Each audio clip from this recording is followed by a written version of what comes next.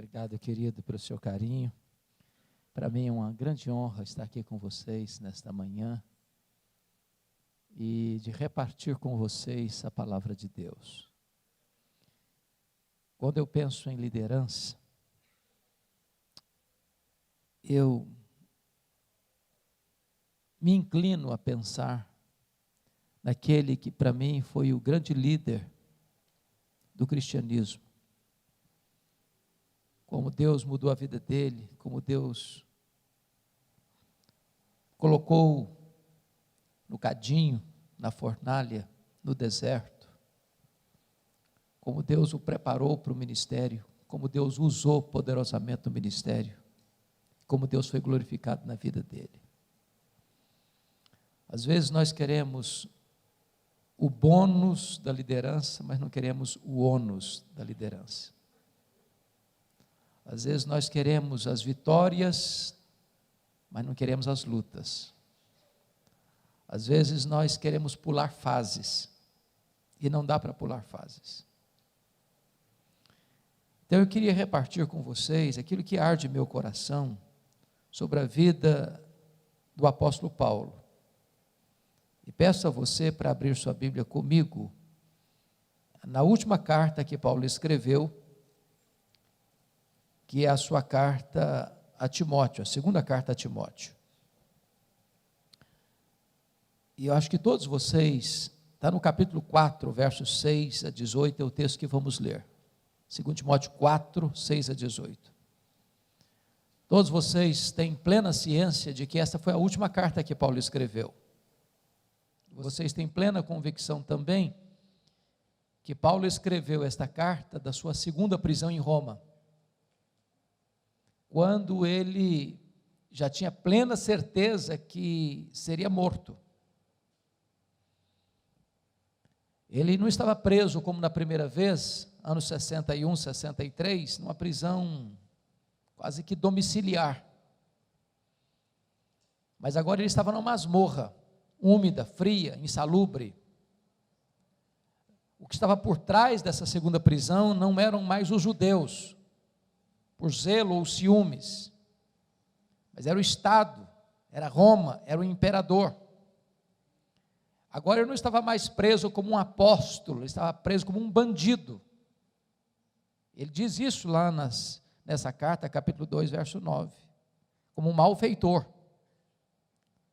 sendo acusado talvez de um dos mais graves crimes do império, de ser o líder dos incendiários de Roma. Ele escreve essa carta quando a igreja está enfrentando um grande risco, porque muitos, ou diz o texto, que todos os da Ásia o abandonaram. Ligar-se a Paulo era ser acusado de incendiário e era sofrer o risco de ser preso e martirizado. O cristianismo está vivendo um momento de risco, de perigo, de ameaça. Timóteo, pastor de Éfeso, é jovem, é doente, é tímido, e Paulo precisa passar o bastão para ele. E é nesse contexto, irmãos, é que Paulo escreve esta carta. Este é o último capítulo desta carta. Essas são as últimas palavras deste capítulo. Portanto, essas são as últimas palavras de Paulo antes de morrer, registradas na Bíblia. Então vale a pena ouvir o que ele está dizendo. E ele diz assim: quanto a mim, já estou sendo oferecido por libação, e o tempo da minha partida é chegado. Combati o bom combate, completei a carreira, guardei a fé. Já agora a coroa da justiça me está guardada, a qual o Senhor reto juiz me dará naquele dia, e não apenas a mim, mas a todos quantos amam a sua vinda. Procura vir ter comigo depressa, porque Demas, tendo amado o presente século, me abandonou e se foi para Tessalônica. Crescente foi para a Galácia, Tito para a Dalmácia. Somente Lucas está comigo. Traz contigo Marcos, porque me é útil para o ministério. Quanto a Tíquico, mandei-o até Éfeso. Quando vieres, traz a capa que deixei em Troade, na casa de Carpo, bem como os livros, especialmente os pergaminhos. Alexandre, o latoeiro, causou-me muitos males. O Senhor lhe dará paga segundo as suas obras. Guarda-te também dele, porque resistiu fortemente às nossas palavras. Na minha primeira defesa, ninguém foi a meu favor, antes todos me abandonaram. Que isso não lhe seja posto em conta. Mas o Senhor me assistiu e me revestiu de forças, para que por meu intermédio a pregação fosse plenamente cumprida, e todos os gentios a ouvissem, e fui libertado da boca do leão. O Senhor me livrará também de toda obra maligna, e me levará salvo para o seu reino celestial. A Ele glória pelos séculos dos séculos. Amém. Irmãos amados, quem foi este homem? Quem foi este homem?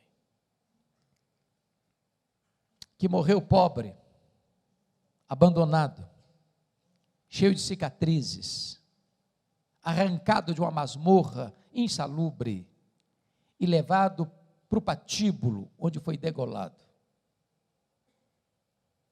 Quem foi este homem que de Jerusalém ao Ilírico pregou o evangelho e plantou igrejas nas províncias da Galácia, da Macedônia, da Acaia e da Ásia Menor? Quem foi este homem que foi açoitado, apedrejado, preso, enfrentou naufrágios, que foi caçado por todo canto, por todo lado, mas que deixou igrejas estabelecidas e líderes constituídos nas igrejas? Quem é este homem que hoje é mais influente do que todos os Césares de Roma juntos? Eu gostaria de apresentar este homem para vocês nesta manhã, e peço licença para só voltar nesse texto na conclusão da minha fala. Talvez a primeira revelação que nós temos sobre ele, do ponto de vista cronológico, está lá em Filipenses, capítulo 3, versos 5 e 6, quando diz que ele foi circuncidado ao 8º dia, da linhagem de Israel, da tribo de Benjamim, hebreu de hebreus, quanto à lei fariseu, quanto ao zelo perseguidor da igreja. Ele era uma espécie de judeu puro sangue. Diz Atos 22, versículo 3, que ele nasceu em Tarso, na Cilícia, portanto era cidadão romano por direito de nascimento, e que ele foi enviado pelo seu pai para Jerusalém, onde morava sua irmã, para estudar aos pés do grande rabino, neto de Hilel,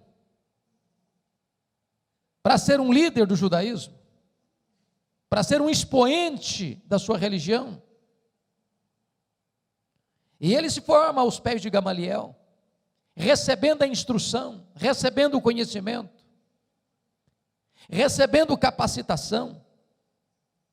E diz a Bíblia em Gálatas 1,14, que dentre os da sua idade, ele se destaca, ele se projeta, ele torna-se singular, exatamente pelo seu zelo pela lei, pela tradição de seus pais. Torna-se um homem culto, poliglota, personalidade forte, espírito de liderança. Porém, ao mesmo tempo que Saulo se fortalece em Jerusalém, aos pés de Gamaliel, neto do famoso rabino Hilel, um outro rabino crescia em Israel. Não na decantada Jerusalém, onde estava o Sinédrio, mas na pequena, pobre e desprezada Nazaré da Galileia. Não perlustrando os bancos de uma academia, mas na urdidura da luta de uma carpintaria com as mãos calejadas. E o rabino da Galileia, aos 30 anos de idade, vai ao Jordão, é batizado por João Batista, e dá início ao seu ministério. E diz a Bíblia que ele não ensinava como os escribas, mas como quem tem autoridade. Os cegos viam, os aleijados andavam, os surdos ouviam, os mudos falavam, os leprosos eram purificados, os cativos eram libertos, os mortos ressuscitavam. O evangelho era pregado no poder do Espírito Santo. Isso provoca certamente ciúmes por parte do sinédrio. Escalam os fariseus para vigiá-lo, para policiá-lo, para investigá-lo, para buscar uma ocasião oportuna para pegá-lo no contrapé. Acusam-no, prendem-no, crucificam-no, sepultam-no, para alívio do sinédrio. Entretanto, no primeiro dia da semana, uma bomba explode no arraial do inimigo. O túmulo do Rabi da Galileia está aberto, e aberto de dentro para fora. Ele ressuscitou, ele matou a morte, com a sua morte, ao ressuscitar dentre os mortos. E nesse momento, Saulo de Tarso se levanta como braço de ferro do sinédrio, para tornar-se o maior e mais implacável perseguidor do cristianismo. E quando eu volto a atenção para o livro de Atos dos Apóstolos, Atos descreve Saulo de duas maneiras. Primeiro, descreve-o como uma fera selvagem. Essa expressão que está em Atos 9:1, respirando ameaças e morte contra os discípulos, e essa palavra no grego é a mesma para uma fera selvagem que salta sobre a sua presa para devorá-la. Ele era uma fera selvagem. Ele mesmo assim se define lá em 1 Timóteo 1,13. Era um blasfemo, insolente e perseguidor. Ele diz em 1 Coríntios 15:9, que ele nem direito de ser apóstolo tinha, porque ele perseguiu a igreja de Deus, por isso é considerava o menor dos apóstolos. Diz Gálatas 1,13, que ele devastava a igreja de Deus. Diz Atos 8, versículo 3, que ele entrava nas casas e arrastava homens e mulheres para jogá-los na prisão, e assim ele assolava a igreja de Deus. Diz Atos 9, 21, que ele exterminava aqueles que professavam o nome de Jesus em Jerusalém. E você bem sabe que exterminar não é prender, exterminar não é bater, exterminar é matar. Saulo era um assassino, era um sanguinário, era um monstro. Se não, vejamos, Atos 22:4, ele disse que perseguiu o caminho até a morte. Ou seja, ele não perseguiu apenas os crentes, ele perseguiu a religião dos crentes, ele perseguiu o caminho com fúria mortal. Mas Atos 26:9 diz que ele entendia que devia fazer muitas coisas contra o nome de Jesus. Ou seja, ele não perseguia apenas os crentes, nem apenas a religião dos crentes, ele perseguia o Deus dos crentes, ele perseguia Jesus.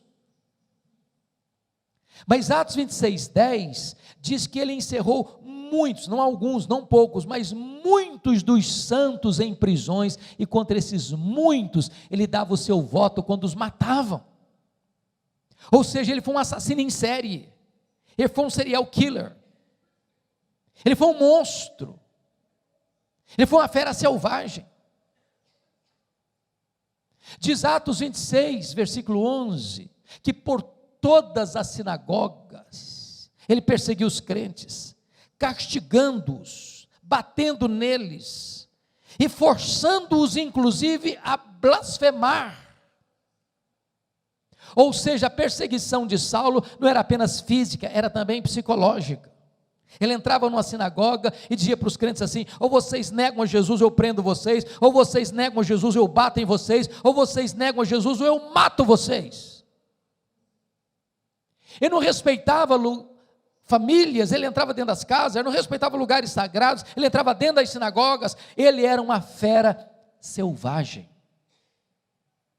Mas no Novo Testamento, normalmente o livro de Atos, nos traça um segundo retrato deste homem. Ele não era apenas uma fera selvagem, ele era também um touro indomável. Isso está em Atos 26:14. Quando o próprio Senhor Jesus aparece para ele e diz: Saulo, Saulo, por que me persegues? Dura coisa te é recalcitrares contra os aguilhões. Eu fui criado na região rural e vi muito boi sendo amansado para o trabalho doméstico. E um dos principais instrumentos para amansar um boi bravo é o aguilhão. O aguilhão. Às vezes nós pensamos que o Espírito Santo só começou a trabalhar na vida de Saulo lá no caminho de Damasco. Isso não é verdade, isso não é verdade. Toda vez que Saulo entrava numa casa e arrastava um homem ou uma mulher e jogava na cadeia, toda vez que Saulo entrava numa sinagoga e batia nos crentes e forçava os crentes a blasfemar, e esse crente preferia morrer pela sua fé, a negar a sua fé e apostatar, toda vez que Saulo dava o seu voto para matar um crente porque ele não negava a sua fé, era o Espírito Santo picando a consciência desse homem, era o Espírito Santo ferroando esse touro bravo, mas esse touro bravo não quer ser amansado, até o dia que esse touro bravo está indo para Damasco, respirando ameaças e morte, quando de repente, das alturas, o domador de touro bravos joga esse touro bravo no chão e grita desde o céu: Saulo, Saulo, por que me persegues? Dura coisa te é recalcitrares contra os aguilhões. O touro bravo está caído, o touro bravo está vencido, o maior perseguidor do cristianismo está convertido. Bendito seja Deus. A graça de Deus é irresistível. Fecha-se aqui o primeiro capítulo da sua vida. Abre-se um novo capítulo, a preparação de Saulo para o ministério. E diz a Bíblia que ele é levado da estrada de Damasco para a casa de Judas, na rua direita, em Damasco. E diz Atos 9:13, que Deus aparece para um discípulo em Damasco, chamado Ananias, e diz: vai na rua direita, na casa de Judas, e impõe as mãos sobre Saulo, para que ele seja curado. E Ananias responde para Deus: mas Senhor, eu tenho ouvido falar de tanta gente, quantos males tem feito este homem aos teus santos em Jerusalém? Mas Deus diz: vai, porque ele é para mim um vaso escolhido. Eu enviarei para longe aos gentios, e eu lhe mostrarei o quanto importa sofrer pelo meu nome. Diz a Bíblia que Ananias vai então e impõe as mãos sobre Saulo, e ele é curado da sua cegueira. Está 3 dias orando, jejuando. E quando Ananias impõe as mãos, as escamas caem dos olhos, ele é curado. Diz a Bíblia que ele recebe o Espírito Santo e que ele é batizado. E agora confira comigo aí Atos 9, versículo 20. Logo que ele é curado, logo que ele recebe o Espírito Santo, logo que ele é batizado, diz a Bíblia, ele que começa a pregar nas sinagogas de Damasco, afirmando que Jesus é o Filho de Deus. Agora veja o verso 22. Saulo mais e mais se fortalecia, confundindo os judeus, demonstrando que Jesus é o Cristo. E eu pergunto a vocês, há alguma diferença entre o que ele fez no verso 20 para o que ele fez no verso 22? No verso 20 ele afirma que Jesus é o Filho de Deus, mas no verso 22 ele demonstra que Jesus é o Messias, que Jesus é o Cristo. Há uma grande diferença. Demonstrar é provar uma tese detalhada, meticulosa e exaustivamente.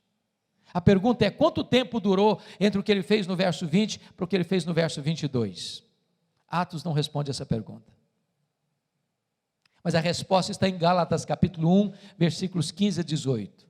Diz que quando ele foi convertido lá na estrada de Damasco, ele não subiu para Jerusalém onde estavam os apóstolos, ele não consultou carne e sangue, mas ele partiu para a região da Arábia, e lá ele expendeu 3 anos, quando ele então retorna novamente para Damasco, e então diz o verso 18 de Gálatas 1, é que ele vai para Jerusalém. A pergunta é: o que é que ele ficou fazendo 3 anos na Arábia? E a resposta é: um seminário intensivo com o Senhor Jesus. Se Jesus investiu 3 anos nos apóstolos em Israel, Jesus investe 3 anos em Saulo na Arábia. A teologia que Paulo ensina, ele não a ensina como ensinava as doutrinas do judaísmo, aprendendo numa academia. Ele recebe essa teologia por revelação direta do Senhor Jesus. Nesses 3 anos ele releu o Antigo Testamento e então chega à conclusão que aquele Jesus que ele perseguira de fato é o Messias, e convencido dessa verdade, diz Gálatas 1,17, que ele retorna outra vez para Damasco, e é nessa volta é que se encaixa o verso 22, Saulo mais e mais se fortalecia, confundindo os judeus, demonstrando que Jesus é o Cristo. O que acontece com ele? Os judeus querem matá-lo em Damasco, ele tem que fugir, de forma humilhante, desde um cesto, muralha abaixo, de noite, e ele vai para onde agora? Agora ele vai subir para Jerusalém. Confira aí Atos 9, versículo 26. Eu preciso muito da sua atenção aqui, porque eu quero levantar uma tese agora. E a tese que eu quero levantar é esta. Às vezes nós imaginamos que Saulo foi poderosamente usado por Deus desde a sua conversão, e isso não é um fato. Isso não é um fato. Saulo precisou aprender uma das mais importantes verdades do cristianismo, a doutrina da nova aliança. Verdade essa que ele mesmo vai ensinar mais tarde na sua segunda carta aos Coríntios, capítulo 2, verso 14 em diante, quando ele diz assim: graças porém a Deus, que em Cristo sempre nos conduz em triunfo, e por meio de nós manifesta a fragrância do seu conhecimento, tanto nos que são salvos, como nos que se perdem, para uns cheiro de vida, para outros aroma de morte, para a morte. Mas quem porém é suficiente para essas coisas? A resposta fica no ar, no capítulo 2, verso 16, segundo aos Coríntios, e só é dada em 2 Coríntios, capítulo 3, quando diz: a nossa suficiência vem de Deus.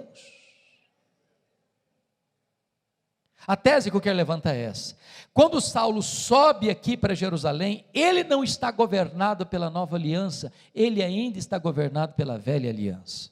Eu explico. O que é a velha aliança?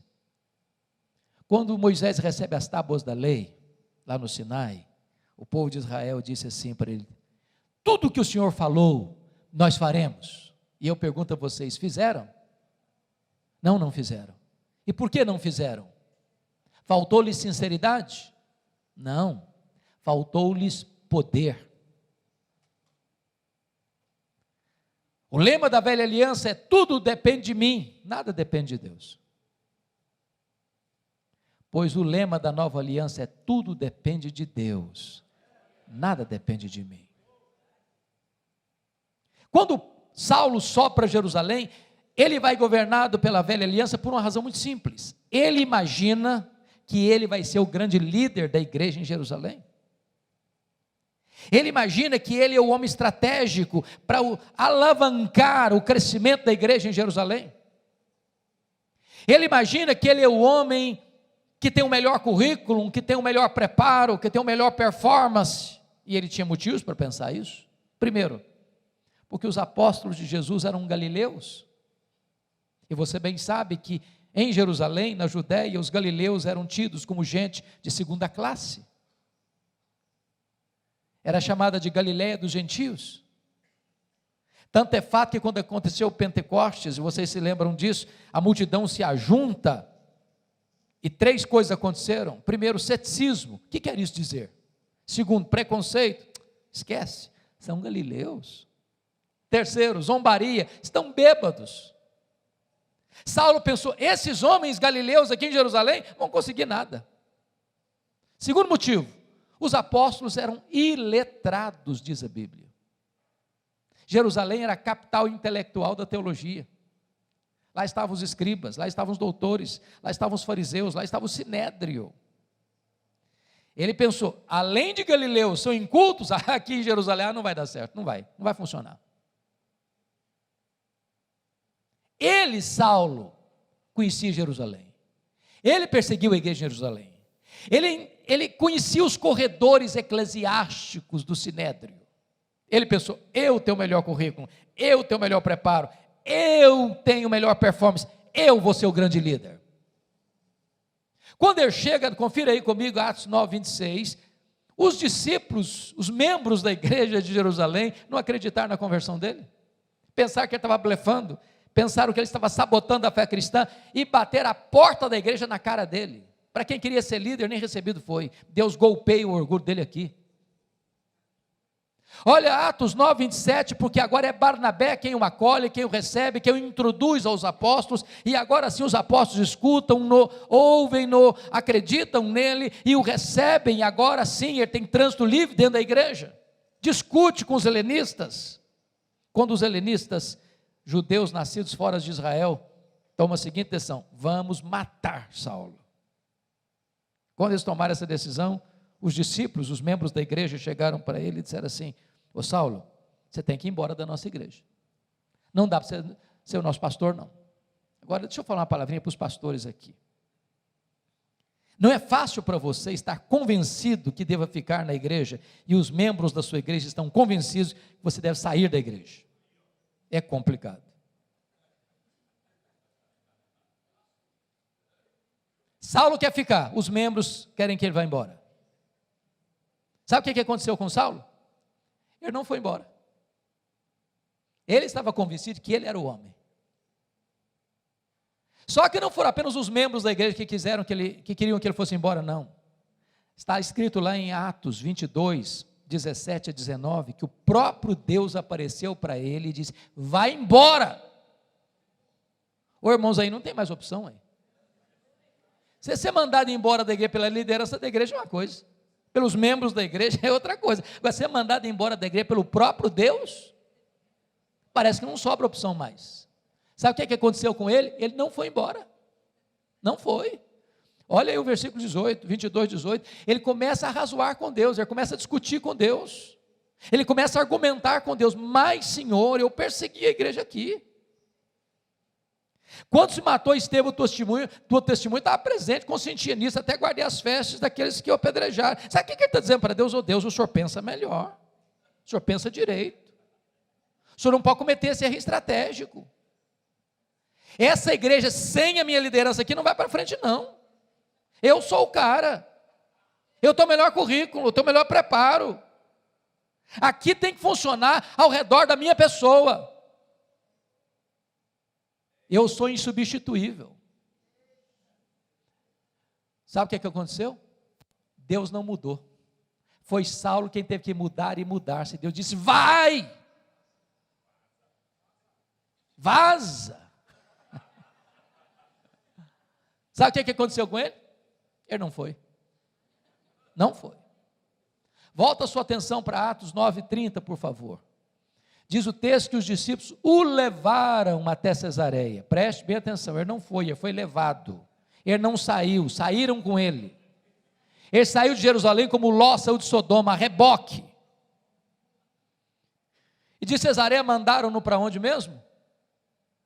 Para Tarso. Sabe onde é Tarso? O lugar que ele nasceu. Sabe o que Deus está dizendo para esse cara que acha-se insubstituível? Meu filho, se você pensa que eu preciso de você, é você quem precisa de mim. Então arruma as malas e volta para casa. Sabe quanto tempo Saulo ficou em casa, no anonimato, no banho-maria, longe dos holofotes? Mais de 10 anos. Para quem queria ser líder. Sabe por quê?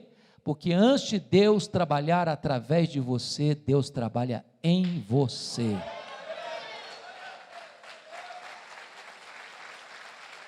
Deus está mais interessado em quem você é do que no que você faz.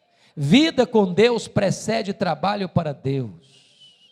A vida do líder é a vida da sua liderança. Saulo precisava aprender isso, que tudo depende de Deus, nada depende de nós. Mas o pior não tinha acontecido não, irmãos. O pior está lá em Atos 9:31. Diz que no dia que Saulo arrumou as malas e foi embora da igreja, a igreja passou a ter paz e passou a crescer. Você quer coisa pior para um pastor do que isso? No dia que vai embora da igreja, os problemas da igreja se resolvem. A igreja deslancha a crescer. Para alguém que achava que ele era insubstituível. Pois bem, amados, passaram-se vários anos, diz Atos 11:25, que acontece um avivamento em Antioquia. A igreja manda para lá Barnabé, Barnabé se alegra em ver a graça de Deus, lembrou-se de Saulo, foi lá em Tarso de Saulo, eu preciso de você, vamos comigo para Antioquia. E eles ensinam uma multidão de discípulos. Quando Atos 13, 1 a 3 diz que, estando a igreja reunida, orando e jejuando, o Espírito Santo disse: separai-me agora a Barnabé e a Saulo para a obra a que os tenho chamado. Prestem bem atenção, aqui o Espírito Santo mandou separar. Não foi Saulo e Barnabé, foi Barnabé e Saulo. Você já foi reserva alguma vez? Já andou na sombra de alguém alguma vez? Saulo não era o líder, ele era o liderado. Deus ainda estava trabalhando nele para depois trabalhar através dele. Diz a Bíblia que João Marcos, auxiliar dos dois missionários, acompanha os dois, e ele chega em Pafos. O procônsul Sérgio Paulo se interessa em ouvir o evangelho, mas o seu mágico de tiracolo, Elimas, tenta impedi-lo, porque se o procônsul se convertesse, o mágico perdia o emprego. E diz a Escritura que, diante desse cenário, Saulo, cheio do Espírito Santo, fixou os olhos no mágico e disse: ó servo do diabo, até quando perverterás os retos caminhos de Deus, pois ficarás cego. O mágico fica cego, os olhos espirituais do procônsul são abertos, é convertido a Cristo, e a partir desse momento, Saulo deixa de usar o seu nome judaico Saulo, e passa a usar o seu nome romano Paulo, e a partir daí ele se torna o maior líder do cristianismo. Por quê? Porque aprendeu uma lição: tudo depende de Deus, nada depende de mim.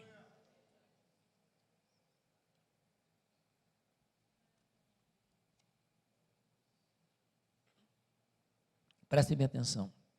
Chega a Atos 13. Diz que João Marcos, eles estão em Perge da Panfilha agora, e João Marcos abandona Paulo e Barnabé e volta para Jerusalém. Você já perguntou por que João Marcos deixou os dois missionários em Perge da Panfilha? A Bíblia não responde, pelo menos de forma direta. Mas nós podemos pensar em algumas possibilidades. Primeira possibilidade: eu acho que ele era muito jovem, e ele pensou que viagem missionária era turismo. Quando ele percebeu que não era, ele falou: estou fora. Primeira possibilidade. Segunda possibilidade: quando ele sai de Antioquia, o líder da caravana era o primo dele, Barnabé. No meio da viagem, muda o comando, agora é Paulo que é o líder. E ele pensou: bom, sob a liderança do meu primo eu iria, mas na liderança do outro não vou não. Terceira possibilidade: ele era muito judeu para acreditar que só a fé em Jesus era suficiente para a salvação. Quarta e última possibilidade, eu creio nessa última. Diz a Bíblia em Gálatas 4, versículos 14 e 15, que Paulo pregou o evangelho pela primeira vez na Galácia, entenda-se Galácia do Sul, Antioquia da Pisídia, Icônio, Derbe e Listra, por causa de uma enfermidade física. Pergunta: que enfermidade física era essa?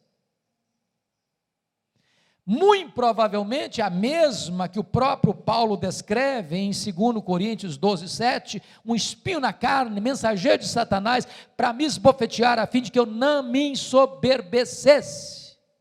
Pergunta: de onde procede o espinho na carne de Paulo? De Deus ou de Satanás? E a resposta categórica é: de Deus, é claro. Por que eu sei que é de Deus? Por causa do propósito. Para que eu não me ensoberbecesse. Você acha que o diabo tem algum interesse em que você seja humilde? Não, o diabo quer inflar o seu orgulho. Agora, quando Deus usa uma providência carrancuda para burilar você, Satanás pega esse sofrimento e bate na sua cara com ele. Está vendo aí, ó, como é que Deus ama você? Olha como você está sofrendo. Então eu acredito o seguinte: essa região de Antioquia, essa região de Perge da Panfilha, Atos 13, diz os estudiosos, era uma região pantanosa, alagadiça, com forte incidência de malária, e muito provavelmente Paulo pega uma malária nessa região, que dava uma dor de cabeça alucinante. Por isso Paulo tinha talvez problema na sua visão, porque quando ele chega lá na Galácia do Sul, os crentes chegaram a dizer o seguinte: nós gostamos tanto de você, nós vimos você como um anjo de Deus, se possível nós teríamos arrancado os nossos próprios olhos para dar para você. É por isso que Paulo usava talvez um amanuense para escrever suas cartas, e quando ele estava terminando a carta, ele tomava a caneta, a pena, e escrevia: vezes com que grandes letras eu vos escrevo. Talvez seja por isso que quando ele estava lá no sinédrio, e o sumo sacerdote mandou esbofeteá-lo, ele chamou de parede branqueada, porque talvez enxergasse meio lusco-fusco. O certo é, que João Marcos deve ter pensado assim: eu estou muito jovem para ficar doente, vou voltar para a casa da minha mãe. Bom, então diz a Bíblia que Barnabé, ou agora Paulo e Barnabé, sobem as montanhas do Cáucaso, vão lá para a Galácia do Sul e começam a pregar. Antioquia da Pisídia, Icônia, Derbe e Listra, com lutas, com lágrimas, com sangue, mas deixam a obra de Deus estabelecida.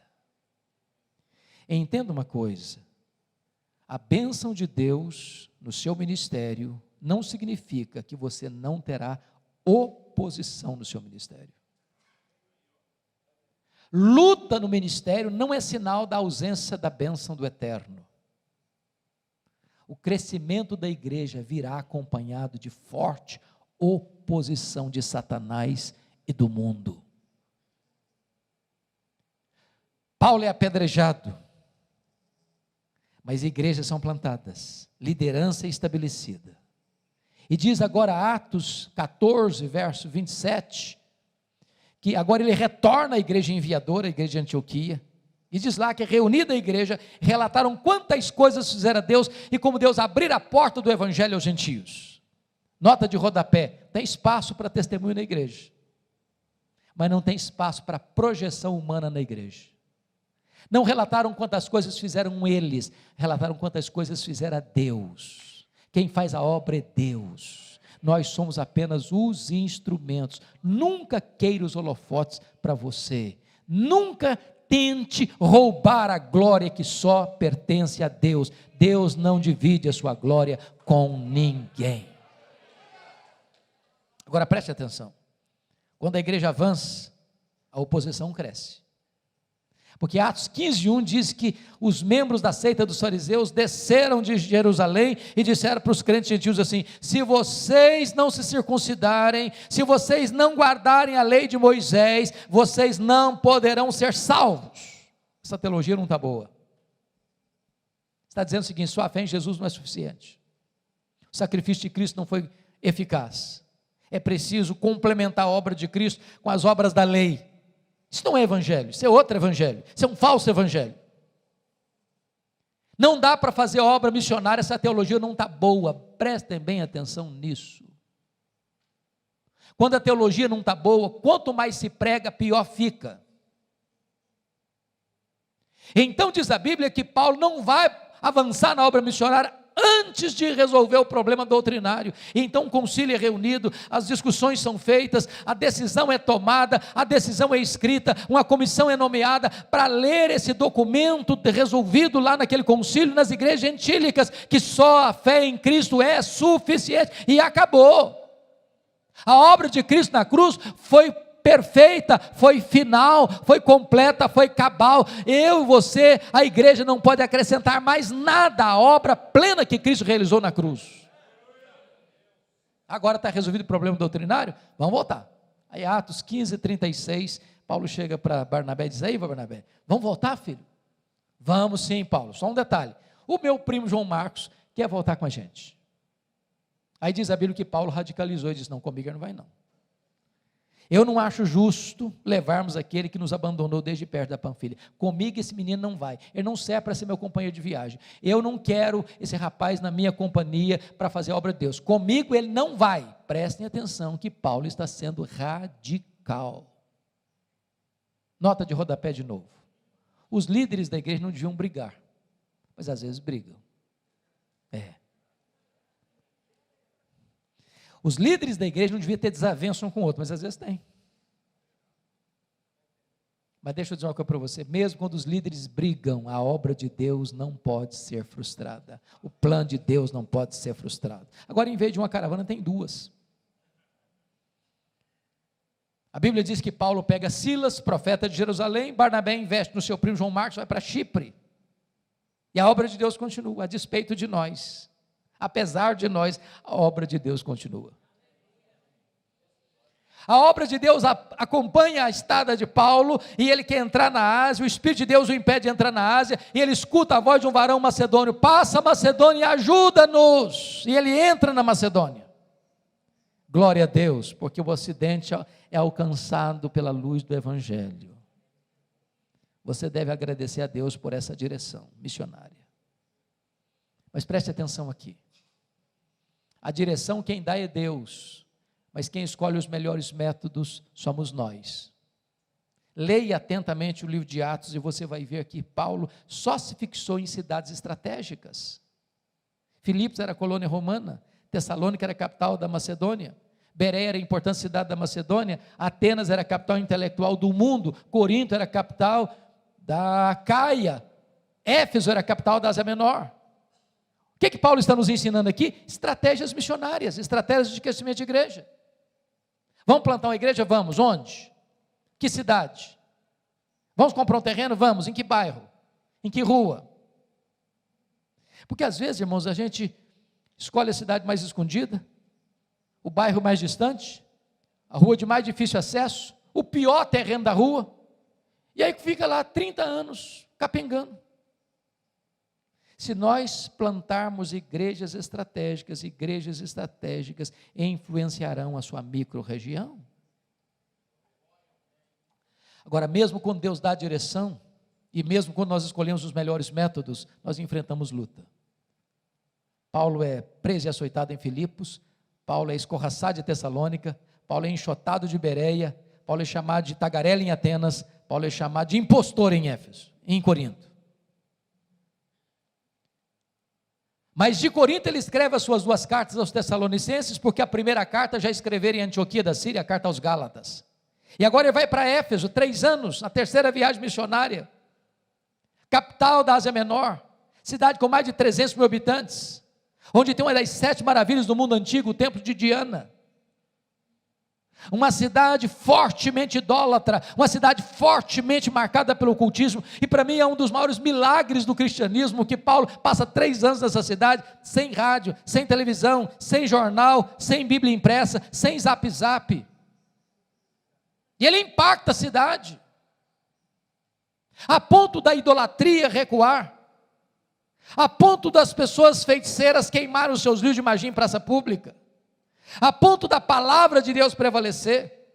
Nesses 3 anos, Paulo planta igreja em toda a região: Esmirna, Pérgamo, Tiatira, Sardes, Filadélfia, Laodiceia, Hierápolis, Colossos.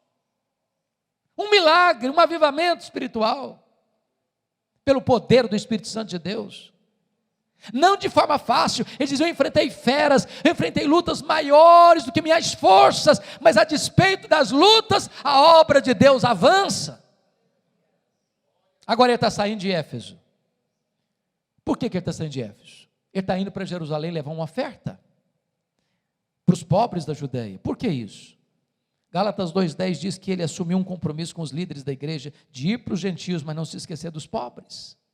Diz Atos 18:2 que no tempo de Cláudio, o imperador, houve uma grande fome no mundo, e Cláudio por isso expulsa os judeus de Roma, e esses judeus retornam agora para a Judeia, sem casa, sem propriedade, sem lavoura, e estão passando necessidades, e Paulo faz uma grande coleta nas igrejas gentílicas, para levar para os pobres da Judeia, querendo costurar não apenas cuidado do ponto de vista físico, material, mas também de costurar a unidade espiritual de igrejas gentílicas e a igreja judaica.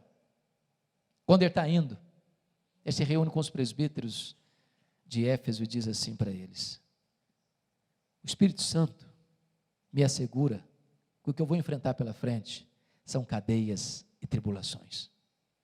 Mas ele diz assim: em nada considero a vida preciosa para mim mesmo, conquanto que eu complete a minha carreira e o ministério que eu recebi do Senhor Jesus, para testemunhar o evangelho da graça de Deus. Ele chega em Cesareia, e Ágabo o prende com um cinto e diz: eles vão te prender lá. E os discípulos tentaram demovê-lo. Ele diz: eu estou pronto não só a ser preso, mas a morrer por Jesus em Jerusalém. E ele chega em Jerusalém e é preso. conspiram contra ele para matá-lo. A conspirata descoberta, e Paulo então é levado a Cesareia, e fica 2 anos sendo acusado pelos judeus, sob o governo de Félix e Festo, e diante da fraqueza de Festo, pronto para entregá-lo para o Sinédrio, para ganhar apoio político, Paulo entende a trama e diz: eu sou cidadão romano, e quero ser julgado em Roma. Festo diz: para Roma você quer ir? Para Roma você irá. Deus havia dito em Atos 23:11, coragem Paulo, assim como você deu testemunho em Jerusalém, eu quero que você dê também em Roma. Deus o queria em Roma, Paulo queria ir para Roma. Quando ele parte para Roma, ele enfrenta um naufrágio. Você pode entender isso? Tinha 276 pessoas naquele navio. O desespero tomou conta de todo mundo. A morte mostrou para eles a sua carranca. E um anjo apareceu para Paulo e disse: coragem, Paulo, ninguém vai morrer. Eu entreguei toda essa gente na sua mão, mas é necessário que vocês vão andar numa ilha. Quando o dia amanheceu, eles avistaram a ilha de Malta, o navio se arrebenta todo, ninguém morre, todos são salvos. E os malteses, bárbaros que não falavam grego, prepararam uma grande fogueira para aquecê-los. Paulo foi o único que quis manter a fogueira acesa, pegou um punhado de gravetos e jogou no fogo, e quando ele joga o punhado de gravetos no fogo, do fogo brota uma víbora e prende na mão dele. Aquela cobra tinha 276 outras opções para morder, mas logo na mão do Paulo, os bárbaros gritaram na hora: é um assassino, tenta se livrar do mar, a justiça não deixa viver, vai cair, vai inchar, vai morrer. Não caiu, não inchou, não morreu, mudaram de opinião, é um Deus. Não, agora não é nem um assassino, nem um Deus, é o servo do Deus vivo. Quando você lê Atos, você vai notar que não foi a tempestade que o levou para Malta, foi a mão da providência divina. Porque o pai do prefeito estava doente, ele orou por ele, ele foi curado, os demais enfermos vieram, ele orou por eles, e eles foram curados, e agora Paulo passa os 3 meses de inverno rigoroso ali, e os malteses o mandam para Roma com todas as suas necessidades supridas. Quando eu chego em Roma, fica 2 anos preso, e ele escreve aos Filipenses 1:12 assim: meus irmãos, eu quero que vocês saibam que as coisas que me aconteceram tem antes contribuído para o progresso do Evangelho. Que coisas são essas, Paulo, que você está falando, que aconteceram para você? Eu podia resumir para nós assim: olha, eu fui perseguido em Damasco, eu fui rejeitado em Jerusalém, fui esquecido em Tarso, eu fui apedrejado em Listra, fui preso e açoitado em Filipos, fui escorraçado em Tessalônica, eu fui enxotado de Bereia, fui chamado de tagarela em Atenas, eu fui chamado de impostor em Corinto, eu enfrentei feras em Éfeso, eu fui preso em Jerusalém, eu fui acusado em Cesareia, enfrentei um naufrágio para Roma, eu fui picado por uma cobra em Malta, eu cheguei em Roma preso e algemado, mas eu quero que vocês saibam que as coisas que me aconteceram têm antes contribuído para o progresso do Evangelho. Esse homem não crê em acaso, esse homem não crê em sorte, esse homem não crê em olho gordo, esse homem não tem medo de sexta-feira 13, esse homem sabe que a mão de Deus dirige o seu destino. Porque ele estava preso em Roma, diz ele em Filipenses 1, 3 coisas aconteceram. Primeira coisa, a igreja foi mais encorajada a pregar. Quando viram Paulo preso, algemado, trabalhando mais do que eles se mexeram. Isso levou Ray Stedman, de saudosa memória, fazer uma declaração insólita. Ele diz assim: um dos mais eficazes métodos de crescimento de igreja, eu não gosto muito desse método, é o seguinte: bote os pastores na cadeia e a igreja crescerá. Segunda coisa, porque Paulo estava preso, ele diz: toda a guarda pretoriana tomou conhecimento das minhas cadeias em Cristo. Sabe o que está acontecendo aqui? Paulo ficou 2 anos preso. Ele era prisioneiro de César, sob a égide do imperador, dentro do palácio do imperador. Tinha que ficar um soldado preso com ele, algemado com ele, todo dia, 3 turnos por dia. E lá estava a guarda pretoriana. Sabe o que era a guarda pretoriana? Era a guarda de elite do imperador. Eram os soldados da mais alta patente do império. Eram 16 mil soldados de escol, algemado com Paulo, todo dia em rodízio. O que Paulo fez com eles? Evangelho neles, evangelho neles, evangelho neles, evangelho neles. Depois de 2 anos, toda a guarda pretoriana estava evangelizada. Se Paulo estivesse solto, ele jamais teria acesso àquele grupo. de elite do império, de gente que trafegava pelo corredor do palácio, que tinha influência política no império. Irmãos, Deus não cochila, Deus não dorme, Deus não usa rascunho nos seus planos, Deus não precisa fazer upgrade nos seus propósitos, o plano de Deus é perfeito, louvado seja Deus. Terceiro, porque Paulo estava preso, ele não podia visitar as igrejas, o que é que ele fez? Começou a escrever cartas, as cartas da primeira prisão, Efésios, Filipenses, Colossenses, Filemão. Se Paulo estivesse solto, talvez nós não teríamos essas joias na nossa Bíblia. Quando você pensa que a sua vida está de ponta cabeça, Deus está escrevendo o capítulo mais emocionante da sua história.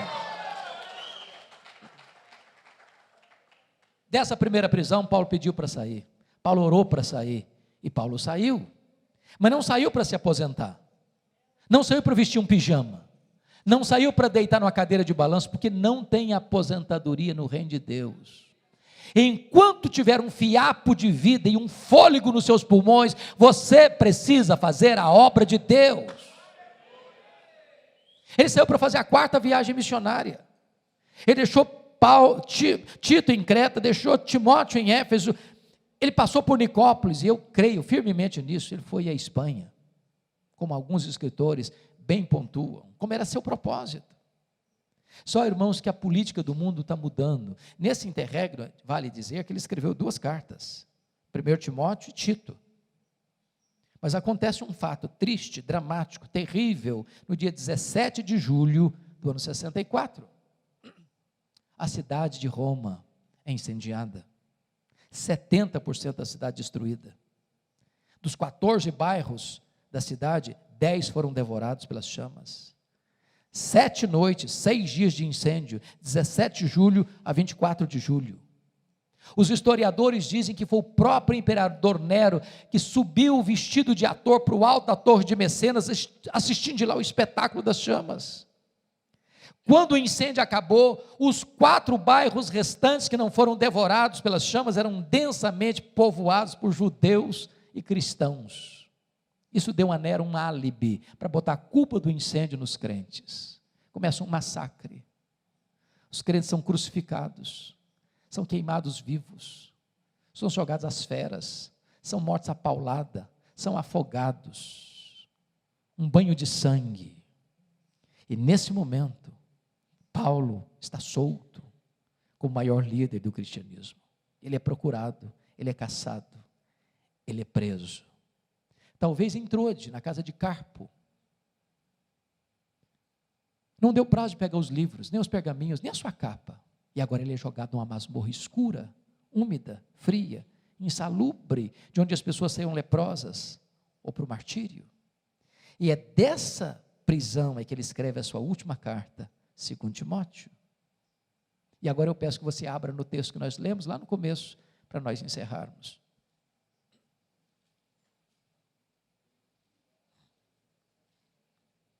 A grande pergunta é: o que é que esse homem está sentindo?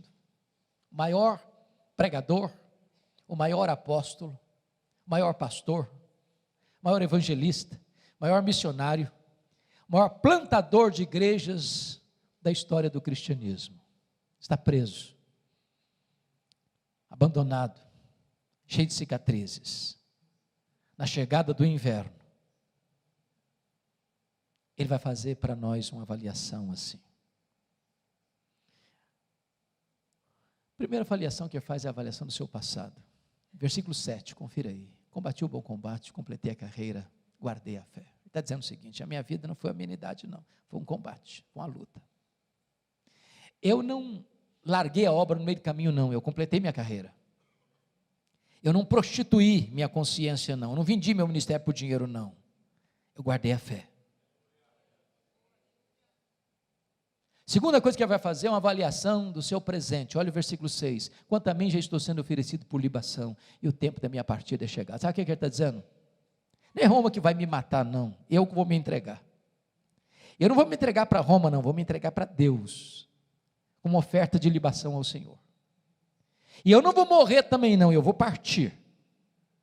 Porque a palavra partida aí é um eufemismo para morte. Essa palavra partida no grego tem 3 significados. Primeiro, significa tirar o fardo das costas de alguém.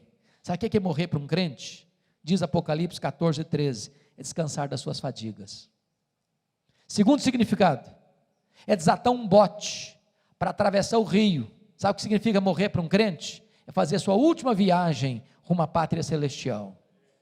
Terceiro, significa afrouxar as estacas de uma barraca, levantar acampamento, ir para sua casa permanente. Sabe o que é morrer para um crente? É mudar de endereço, é ir para a casa do Pai. Paulo não está com medo de morrer, porque sabe em quem tem crido e sabe para onde está indo. A terceira avaliação que ele faz é a avaliação do seu futuro, no versículo 8, já agora a coroa da justiça me está guardada, a qual o Senhor reto juízo me dará naquele dia, não apenas a mim, mas a todos quantos amam a sua vinda. Sabe o que ele está dizendo? Eu não estou indo para o cadafalso não, eu estou indo receber a coroa da justiça. Não importa se Nero vai me considerar culpado, o que importa é que o Rei dos Reis, diante de quem todos vão ter que comparecer, já me declarou justificado, e o que eu vou receber é a coroa da justiça. Mas apesar disso, irmãos, esse homem não é um super-homem, e nem nós deveríamos querer ser. Ele é um homem que tem sentimentos, e que eu acho bonito em Paulo, é que ele, ao fechar as cortinas da vida, não tem vergonha nenhuma de compartilhar conosco as suas lutas. E ele vai mostrar para nós alguns dramas que ele viveu. Primeiro drama da solidão. Olha o verso 9. Procura vir ter comigo depressa. Olha o versículo 21. Venha, mas venha antes do inverno, meu filho. Olha o versículo 11. Quando você vier, filho, traz Marcos contigo. Ele me é útil para o ministério. Eu amo esse versículo, porque ele me remete a Atos 15, 36 a 41, quando um dia Paulo disse assim, esse rapaz não serve para andar comigo, eu não o quero comigo, ele não serve para ser meu companheiro. Agora Paulo, já velho, já encanecido, já cheio de cicatrizes, está dizendo, eu quero esse menino comigo, eu preciso dele ao meu lado, eu quero encostar minha cabeça no peito dele antes de morrer. Sabe o que significa isso, irmãos? Você nunca é tão grande como quando você é humilde. Não desça a sepultura com pendências emocionais na sua vida. Tenha coragem de pedir perdão. Tenha coragem de tratar de relacionamentos machucados e feridos. Não deixe gente ferida por suas próprias mãos antes de partir para o Senhor. Segundo drama que esse homem enfrenta é o drama do abandono. Olha o versículo 10. Porque Demas, tendo amado o presente século, me abandonou. Não é fácil ser abandonado. Não é fácil ser abandonado por aqueles a quem você amou. Não é fácil ser abandonado na velhice, quando você precisa de ajuda. Não é fácil ser abandonado quando você está precisando de um ombro. Porque gente precisa de Deus, mas gente precisa de gente. Abandono. Paulo está lidando com isso. Abandono dói, seja em qualquer situação da vida. Terceiro drama que ele está enfrentando, o drama da traição. Olha o versículo 14 e 15. Alexandre o latoeiro causou-me muitos males. Os historiadores dizem que foi esse homem que delatou o apóstolo Paulo, culminando na sua segunda prisão e no seu consequente martírio. É gente que apunhala você pelas costas, é gente que puxa o seu tapete, é gente que se alegra quando você cai, é gente que chora quando você se levanta, é gente que celebra suas derrotas e se entristece com as suas vitórias. Não é fácil ser traído, irmãos, não é fácil. Mas olha o versículo 15, ele não resiste apenas a Paulo, ele resiste às palavras de Paulo. Ele não resiste apenas quem Paulo é, ele resiste o que Paulo faz. Não é fácil ser traído.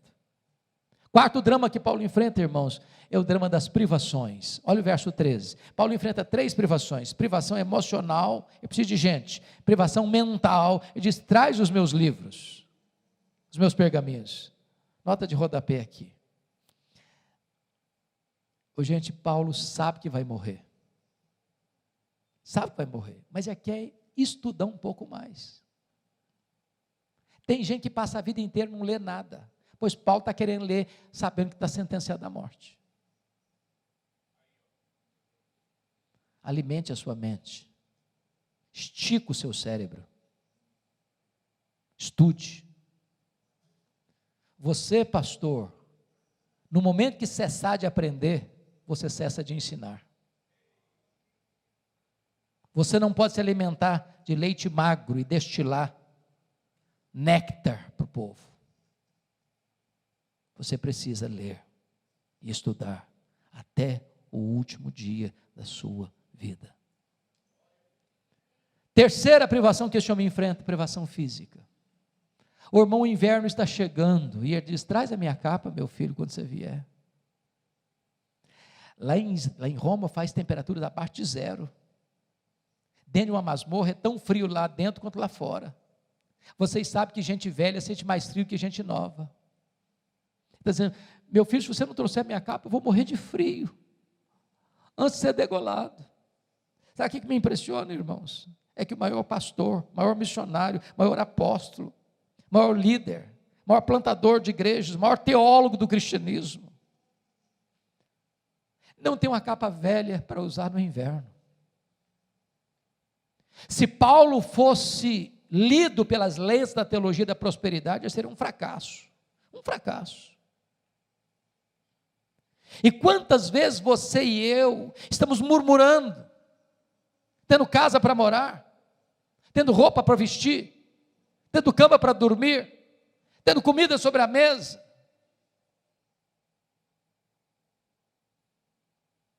Mas a última prova que Paulo enfrenta, irmãos, está no versículo 16. O último dilema está no versículo 16, é o problema da ingratidão. Na minha primeira defesa, ninguém foi a meu favor. Eu fico pensando, queridos pastores, que Paulo, sendo pai na fé de milhares de pessoas, ele deve ter pensado assim: naquela audiência, nessa primeira audiência, vai ter um exército de crentes lá para me defender. Eles sabem quem eu sou. Eu não sou um bandido, eu não sou um malfeitor, estou sendo acusado injustamente. Eles vão aparecer lá, eles vão dizer quem eu sou, eles vão testemunhar quem eu sou. Quando ele vai para essa audiência, não aparece ninguém. Eu acho que Paulo olhou para a porta dos fundos: vai entrar um crente, vai entrar um crente. Não entrou ninguém. É você se debulhar, é você se esforçar, é você se doar, fazer uma obra com amor, com paixão, com lágrimas, com sangue, e na hora final da vida, quando você está fechando a cortina da vida, você precisa de alguém do seu lado, ninguém aparece. Ingratidão.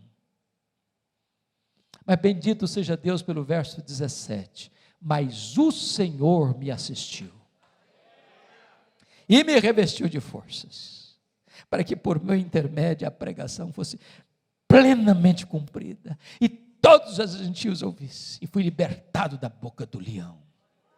O Senhor me guardará de toda obra maligna, e me levará salvo para o seu reino celestial. Pode faltar para você o apoio dos homens, mas não faltará para você o socorro de Deus. Pode faltar para você o reconhecimento da terra, mas não lhe faltará a assistência do céu. Bendito seja Deus. A nossa recompensa não está aqui. A nossa coroa não está aqui. A nossa casa permanente não está aqui. A nossa pátria não está aqui. A nossa herança não está aqui. Mas eu quero concluir dizendo o seguinte: quis Deus que este último momento na vida de Paulo não estivesse registrado na Bíblia. Mas sabe, irmãos, eu vejo esse momento, eu imagino esse momento, e eu vejo essa hora. Houve um dia em que um carcereiro, homem rude, cruel, insensível, recebe em sua mesa um pedaço de couro, contando o nome de um prisioneiro que deveria ser executado naquele dia. Eu vejo esse homem se levantando da sua cadeira, pegando um pesado molho de chaves numa mão, uma tocha na outra mão, e percorrendo aquele corredor escuro, sombrio, gelado. Eu vejo esse homem abrindo uma pesada porta de ferro. Eu vejo esse homem entrando naquela masmorra escura e insalubre, com aquela tocha na mão. Eu vejo esse homem gritando: prisioneiro Paulo, prisioneiro Paulo, prisioneiro Paulo. E lá no fundo, o velho responde: sou eu estou aqui. Ele é acorrentado, ele é retirado daquela masmorra, ele percorre aquele corredor escuro, e quando ele está para ser degolado, o carrasco lhe pergunta: você quer dizer algumas palavras antes de morrer? E Paulo responde: eu quero. Talvez pensasse que Paulo fosse expressar a sua mágoa, a sua revolta, a sua dor, a sua decepção, mas não. O velho apóstolo levanta as mãos para os céus e diz a ele: ao Senhor Jesus, glória pelos séculos dos séculos. Amém. Bota a cabeça no cepo. A espada de Roma tosa-lhe a cabeça. Corpo para um lado, cabeça para o outro. Tombou na terra como um mártir, foi recebido no céu como um príncipe. Este homem que diz para você e para mim: sede meus imitadores, como eu sou de Cristo. Que Deus nos ajude a viver este cristianismo maiúsculo, superlativo e viril, para vivermos para Jesus e para morrermos por Ele. Que Ele nos abençoe.